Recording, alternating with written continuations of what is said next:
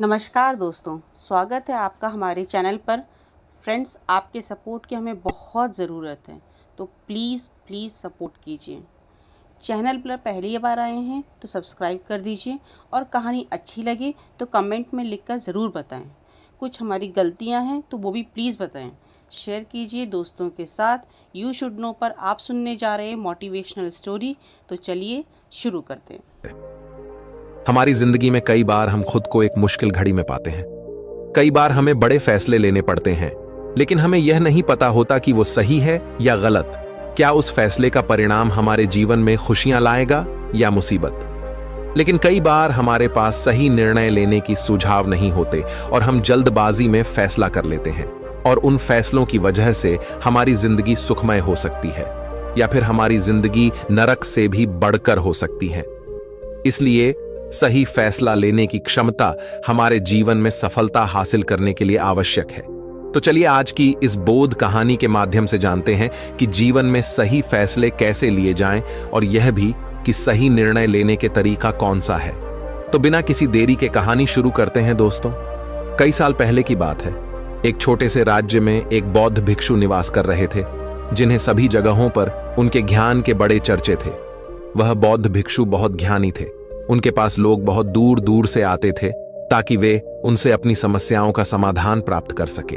उनके पास कोई भी कैसी भी समस्या लेकर क्यों ना आए, वह समस्या का समाधान अवश्य करते थे।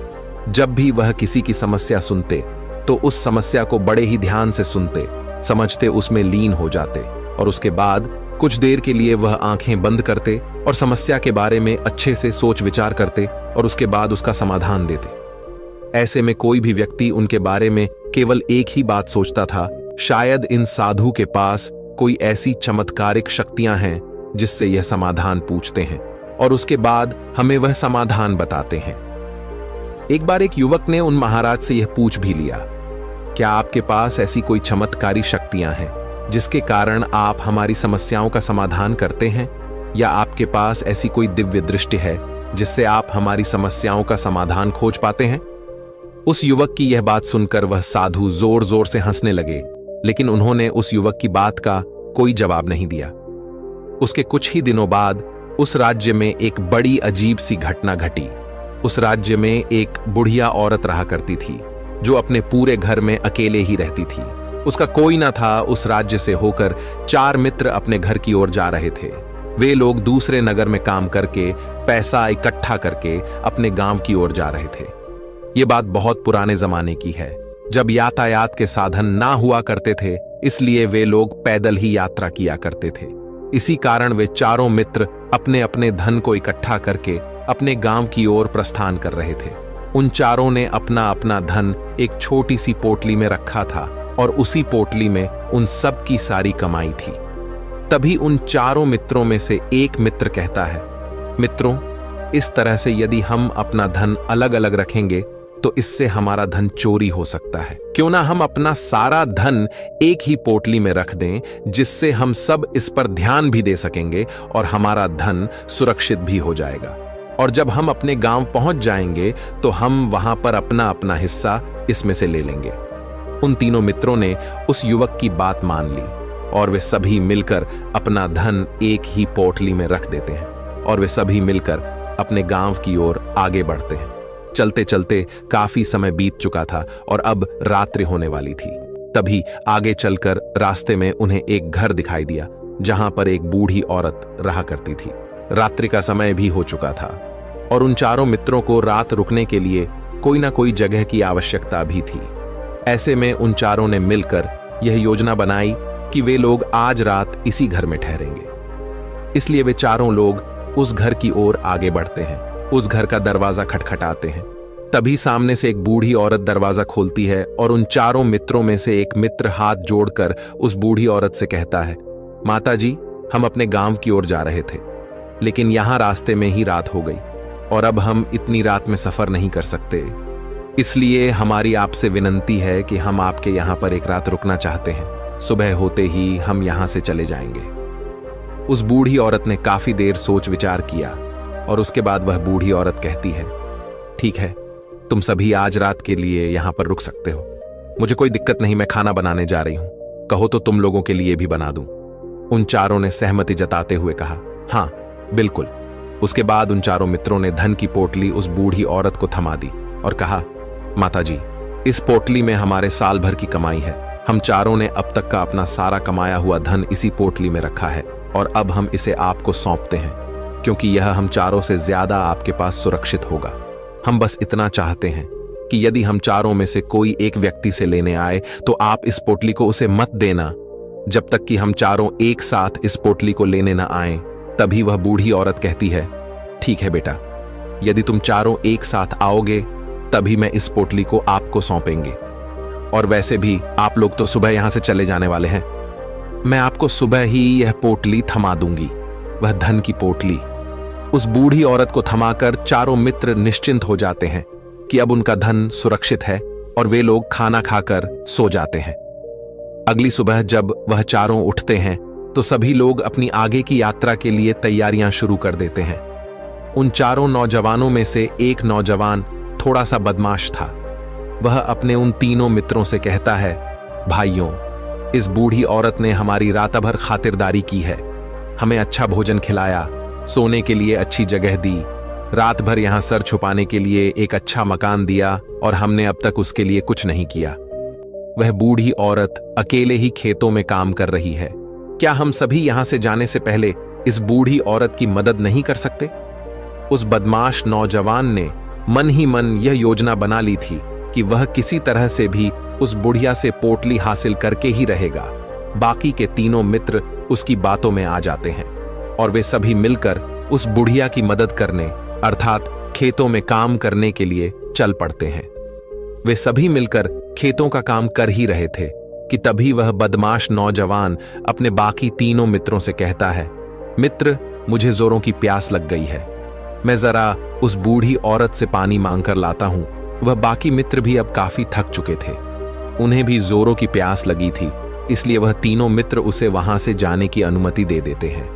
जैसे ही वह बदमाश उस बूढ़ी औरत के पास पहुंचता है, वह उस बूढ़ी औरत से कहता है, माताजी, अब हम यहां से जा रहे हैं, कृपया करके हमारे धन की पोटली हमें वापस दे दें। इस पर वह बूढ़ी औरत कहती है, नहीं नहीं, जब तक तुम चारों एक साथ ना हो तब तक मैं वह पोटली किसी को नहीं दे सकती। तुम्ही ने तो कहा था कि जब तक हम चारों एक साथ ना हो तब तक यह पोटली किसी को नहीं देनी है। तभी वह बदमाश उन तीनों की तरफ इशारा करते हुए कहता, हे लाओ। उन तीनों ने सोचा कि हमारा मित्र हमारे लिए पानी लाना चाहता है, इसलिए वह हमसे आज्ञा मांग रहा है। तभी उन तीनों मित्रों ने इशारे में उस युवक से कहा, हाँ हाँ ठीक है, ले आओ। ये देख, उस बुढ़िया को यह लगने लगा कि अब ये चारों यहां से जा रहे हैं और ये अपनी पोटली मांग रहे हैं, इसलिए उस बुढ़िया ने वह कोटलाकर उस बदमाश के हाथों में रख दी और वह बदमाश उस पोटली को लेकर वहां से चला गया और बाकी के तीनों मित्र अपने खेत के काम में व्यस्त हो जाते हैं। कुछ देर के बाद जब वह तीनों खेत का काम करके वापस लौटते हैं और बुढ़िया से कहते हैं, माताजी, हमारा मित्र जो यहां पानी पीने आया था वह कहाँ गया? इस पर वह बुढ़िया कहती हैं, क्या वह पानी पीने आया था? पर वो तो कह रहा था कि हम चारों जा रहे हैं, कृपया करके हमारे धन की पोटली हमें थमा दें। तब तीनों बड़े आश्चर्य होकर उस बुढ़िया से कहते हैं, माताजी, हमने भला कब कहा वह पोटली मांगी थी? हमें तो प्यास लगी थी और हमने पानी के लिए इशारा किया था। तभी बूढ़ी औरत उन तीनों से कहती हैं, परंतु अब तो वह पोटली लेकर जा चुका है। तभी वह तीनों मित्र सर पकड़कर रोने लगते हैं और कहते हैं, माताजी, उसमें हमारा सारा कमाया हुआ धन था जो वह अकेले लेकर भाग चुका है। हमने तो आपको कहा था कि जब तक हम चारों एक साथ ना आए तब तक आपको वह पोटली किसी को नहीं देनी है, फिर आपने ऐसा क्यों किया? इसमें आप ही की गलती है। हमने आपको उस पोटली की हिफाजत के लिए रखा था और आपने उसे एक ऐसे आदमी के हाथों में दे दिया जिसने हमारा सारा धन हमसे लूट लिया। हम बर्दाश्त नहीं करेंगे, हम राजा के पास जाएंगे और राजा से आपकी शिकायत करेंगे, न्याय की मांग करेंगे। अब तो इस बात का राजा ही फैसला करेंगे। तीनों नौजवान क्रोधित होकर राज दरबार में पहुंच जाते हैं और अपनी सारी समस्या उन राजा को बता देते हैं। जब वह राजा उन तीनों नौजवानों की बात ध्यानपूर्वक सुनता है तो वह तुरंत ही उस बुढ़िया को राज दरबार में पेश होने का आदेश देता है। राजा के आदेश पर राजा के सैनिक तुरंत ही उस बूढ़ी औरत को राज दरबार में पेश करते हैं और राजा भरी दरबार उस बूढ़ी औरत को दोषी करार कर देता है और कहता है, तुम्हें वह पोटली उस अकेले व्यक्ति को नहीं देनी चाहिए थी, जब उन्होंने तुमसे कहा था कि जब तक वह चारों एक साथ उस पोटली को लेने ना आए तब तक तुम्हें वह धन किसी को नहीं देना चाहिए था। इसमें तुम्हारी गलती है और अब तुम्हें इसका हर्जाना भरना होगा, तुम्हें इनका धन लौटाना होगा। राजा का यह आदेश सुनकर बूढ़ी औरत फूट फूट कर रोने लगती है और राजा से मदद की गुहार लगाती है और कहती हैं, हे राजन, मैं तो एक बूढ़ी औरत हूं और मेरे पास इतना धन नहीं है और ना ही मेरे घर में कोई ऐसा है जो धन कमाता हो। मेरे पास इतना धन नहीं कि मैं इनका धन लौटा सकूं। मैं तो अकेली हूं, बेसहारा हूं, कृपा करके मुझ पर रहम करे। लेकिन राजा उस बूढ़ी औरत की एक नहीं सुनता। वह बूढ़ी औरत रोते हुए अपने घर की ओर जा रही थी।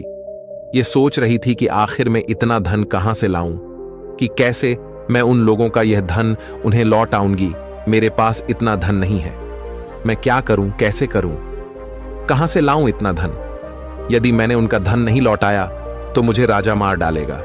वैसे भी मेरी ही गलती है।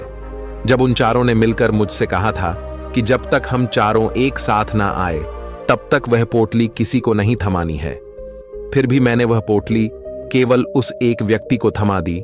इसमें गलती तो मेरी ही है। वह रोते रोते ये सारी बातें सोचते हुए अपने घर की ओर जा रही थी। तभी रास्ते में उस बूढ़ी औरत को वहीं संत मिले जो उस नगर में किसी भी समस्या का समाधान बड़ी ही सरलता और सहजता से करते हैं। उन्होंने उस बूढ़ी औरत से कहा, क्या बात है बेटी, क्यों रो रही हो? इस पर वह बूढ़ी औरत उस संत को सब कुछ सच सच बता देती है और कहती हैं, हे महाराज, इसमें गलती तो मेरी ही है। उन चारों ने तो पहले ही कहा था कि जब तक वे चारों एक साथ ना आए तब तक वह पोटली मुझे किसी को नहीं देनी है।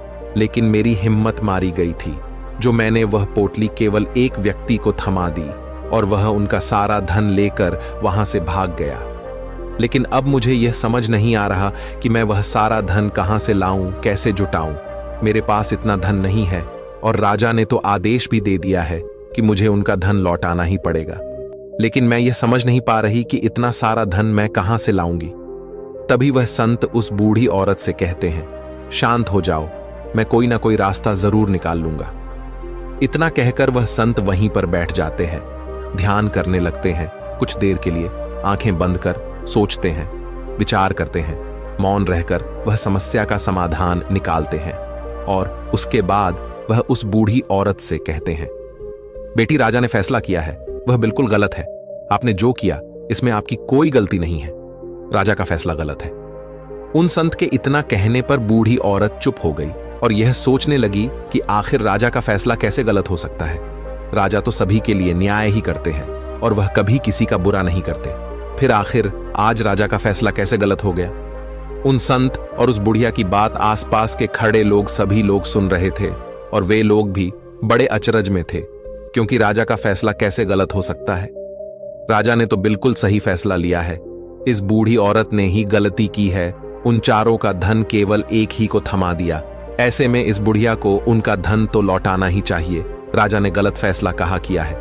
तभी वह संत उस बूढ़ी औरत से कहते हैं, जाओ और राज दरबार में कह दो कि हे राजन, आपका फैसला गलत है और सही क्या है, गलत क्या है, इसका फैसला मैं करूंगा। पहले तो बूढ़ी औरत इतनी हिम्मत ही नहीं जुटा पा रही थी कि वह राज दरबार में जाकर भरे राज दरबार में राजा को यह कह सके कि राजन, आपका फैसला गलत है।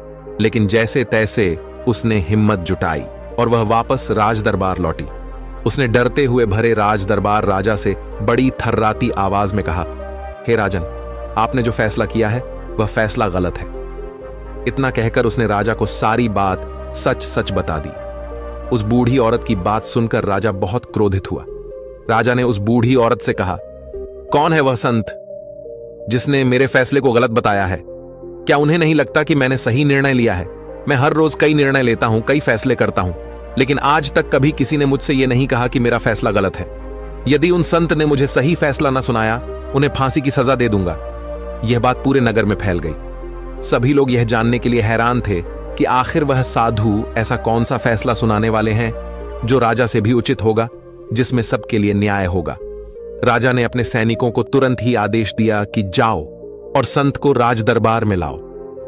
राजा की आज्ञा के अनुसार वे सैनिक तुरंत ही उन संत को लेने के लिए निकल पड़े। वे लोग कुछ ही देर बाद उन संत को लेकर राज दरबार पहुंचे। राज दरबार में सभी लोग उपस्थित थे और सभी लोग उन संत के फैसले का इंतजार कर रहे थे। उन संत को देखकर राजा कहता है, महाराज, आपको ऐसा क्यों लगता है कि हमने जो फैसला किया है वह गलत है?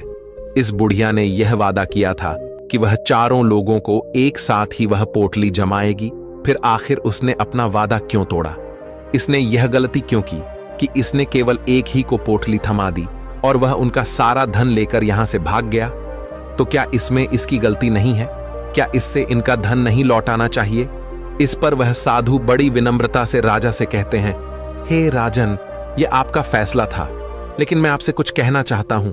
इस पर राजा कहता है, ठीक है, कहिए आप क्या कहना चाहते? इस पर वह साधु बड़ी विनम्रता से राजा से कहता है, हे राजन, जैसा कि वादा किया गया था कि पोटली एक साथ उन चारों को ही दी जाएगी, तो अभी तो ये केवल 3 है, चौथा कहां है? तो इनसे कहिए कि ये लोग यहां से वापस जाएं और अपने उस चौथे मित्र को यहां लेकर आए, तभी इनका धन वापस किया जाएगा। और वादा भी ऐसा ही किया गया था कि जब तक चारों लोग एक साथ ना हो तब तक उनका धन उन्हें नहीं लौटाया जाएगा। और यदि यह बूढ़ी औरत इन तीनों को धन लौटा देती है तो ये बूढ़ी औरत अपना वादा तोड़ देगी, और ये सही नहीं है। इसलिए यदि आप चाहते हैं कि इनका धन लौट आया जाए तो पहले इनसे कहिए कि ये लोग जाएं और अपने उस चौथे मित्र को यहां पर वापस ले आए। उस राज दरबार में हर कोई इस बात को सुनकर बहुत खुश हुआ। सभी ने उन संत की बहुत तारीफ की। राजा भी उन संत के इस फैसले से पूरी तरह से सहमत था। राजा तुरंत ही उन संत के सामने सिर झुका लेता है और हाथ जोड़कर उनसे कहता है, हे महाराज, आपका यह फैसला इतना सही कैसे हो सकता है? आखिरी बात मेरे दिमाग में आई क्यों नहीं? मैंने इस बात को इस तरह से सोचा क्यों नहीं? तभी वह साधु उस राजा से कहते हैं, हे राजन, आपके पास और भी काम होते हैं। आप दिन भर व्यस्त रहते हैं और आपको जल्दबाजी में फैसले लेने पड़ते हैं। आपने इस मामले को सुना समझा, लेकिन इसे देखने में आप गलती कर गए। इससे आपने केवल ऊपरी तौर पर देखा। आपने इसकी गहराई तक जाने का प्रयास तक नहीं किया। यदि आपने इस मामले की गहराई को देखा होता, समझा होता, तो आप भी इसी नतीजे पर आते। जब तक हम किसी मामले की गहराई तक नहीं जाते, तब तक हम उसका सही समाधान नहीं निकाल सकते। लेकिन हम में से अधिकांश लोग तो अपने फैसले केवल जल्दबाजी में लेना चाहते हैं, भले ही वह मामला कितना भी गंभीर क्यों ना हो। हमें तो बस अपना हक चाहिए, हमारा नाम होना चाहिए, भले ही फैसला हमारे लिए आगे चलकर हमारे लिए नुकसानदायी क्यों ना हो। लेकिन हम तो उस मामले की गहराई तक जाने के लिए सोचते तक नहीं। तभी वह राजा उन संत से कहता है, हे महाराज, क्या आपके पास कोई दिव्य शक्तियां हैं? क्या आपके पास ऐसी कोई चमत्कारिक शक्ति है जिसे आप सवाल करते हैं और बदले में वह आपको जवाब देती है, जिस कारण आप सटीक और सही समाधान बता पाते हैं? राजा की यह बात सुनकर वसंत मुस्कुराने लगे और राजा से कहते हैं, हे राजन, यह सवाल मुझसे कई लोगों ने पूछा है और मैंने कभी किसी का कोई जवाब नहीं दिया। लेकिन आप इस राज्य के राजा हैं, इसलिए मैं आपके इस प्रश्न का उत्तर देता हूं। आप में से कई लोगों को यहां ऐसा लगता है कि मेरे पास कोई ऐसी शक्तियां हैं जिससे मैं बात कर सकता हूं, जिससे मैं कोई भी समस्या का समाधान पा सकता हूं। लेकिन मैं आप लोगों को एक बात सच सच बता देता हूं, मेरे पास ऐसी कोई शक्तियां नहीं हैं। मैं तो केवल हर मामले की गहराई तक सोचता हूं, उस बात पर विचार करता हूं, और जब मैं विचार करता हूं तो मेरे सामने कई सारे समाधान आते हैं, और जो समाधान मेरे सामने आते हैं मैं उन पर भी विचार करता हूं, उनके बारे में भी गहराई तक जाता हूं। और जब मुझे लगता है कि इस समस्या का समाधान यही होना चाहिए, तभी मैं समाधान उस व्यक्ति को देता हूं ताकि वह अपनी समस्या का समाधान कर सके। अब आप ही सोचिए, आप जल्दबाजी में यह फैसला लेकर इस बुढ़िया का जीवन पूरी तरह से बर्बाद कर देते। हमारा पूरा जीवन केवल एक फैसले पर निर्भर करता है। यदि वह फैसला सही हुआ तो हमारा जीवन अच्छा बन जाएगा, और यदि वह फैसला गलत निकला तो हमारा जीवन नर्क से भी बदतर हो सकता है। इसलिए यदि आप सही और सटीक फैसला लेना चाहते हैं तो आपको मौन रहना सीखना पड़ेगा। मौन रहकर उस पर विचार करना सीखना होगा, क्योंकि हमारे फैसले ही हमारा भविष्य तय करते हैं, हमारी जिंदगी का अगला पड़ाव तय करते हैं। फिर चाहे वह फैसले छोटे हों या बड़े, वे ही हमारी जिंदगी को निर्धारित करते हैं। इसलिए सबसे पहले हमें सही फैसले लेने के लिए मौन रहना सीखना आवश्यक है, उन पर विचार करना आवश्यक है। और जब आप ऐसा करते हैं तो आपके सामने एक ही समस्या के कई सारे समाधान निकल कर आते हैं। और जब आप उन पर गौर करेंगे तो आपको यह समझ में आएगा कि उन फैसलों का समाधान कैसा होना चाहिए, कि समाधान से आपको क्या फायदा होगा और क्या नुकसान होगा, या उस समाधान पर सोच और विचार करने पर ही आप उसे समझ सकते हैं। और तभी आप यह निर्णय भी ले सकते हैं कि क्या यह समाधान उचित रहेगा या नहीं। और यह सब संभव हो सकता है यदि हम कम बोलना शुरू करें, अब पूरी तरह से मौन हो जाए। इसका अर्थ यह है कि आप भीतर से शांत हो जाएं। और जब आप भीतर से शांत होने लगते हैं तो आपका मन स्पष्ट होने लगता है, साफ होने लगता है, और आप किसी भी चीज पर सोच विचार कर सकते हैं। और जब आप भीतर से शांत होने लगते हैं तो आप ऊपर से भी कम बोलते हैं। और जब आप धीरे धीरे कम बोलने के आदी हो जाते हैं तो आप साफ और स्पष्ट तौर पर सोच और समझ पाते हैं।